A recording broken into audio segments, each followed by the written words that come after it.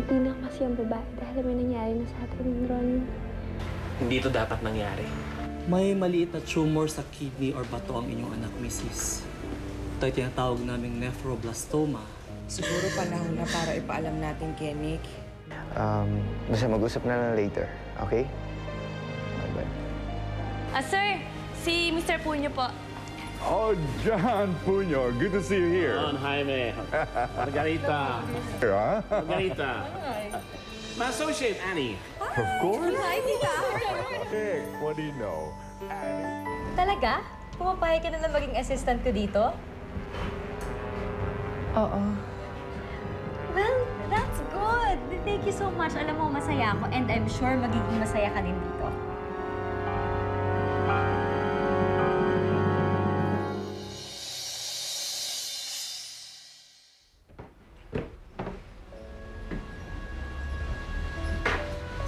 Si Jessa. Papunta dun sa bahay. Hindi, sa asawa nung asawa niya.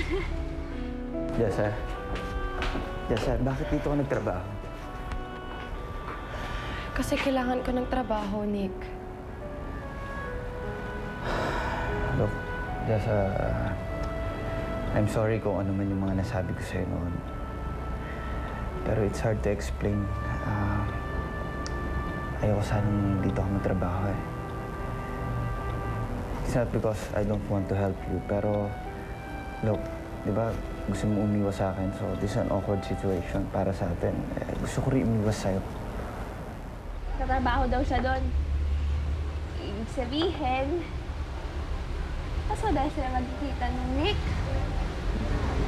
Ako, paano yun? Baka mahulog ulit ang loob nila sa isa't isa. Paano ka? Hindi gagawin ni Jessa yun. Hindi siya marunong manggulo ng buhay ng ibang tao. Talaga lang, ha? Alam mo, ang taong nagmamahal, gagawin ang lahat. Ikaw? Parang ako. Pwede ba, Liway? Liway, tigilan mo na nga ito. Pabayaan mo na lang kung saan ako masaya. Pabayaan? Ronnie, may nangyari na sa atin. Ano kala mo? Basta ko na lang kakalimutan yon? Hindi mo ko pwedeng tatuhin parang basura. Dahil may nangyari sa atin, Ronnie. At hindi ako papayag, ah! Hindi ako papayag! Tatandaan mo, Liway, ha? Kung ano man ang nangyari sa atin, ginusto mo rin yun. Kaya huwag kang mag-iinarte na meron akong responsibilidad sa'yo dahil wala. Wala akong responsibilidad sa'yo. Tandaan mo yan.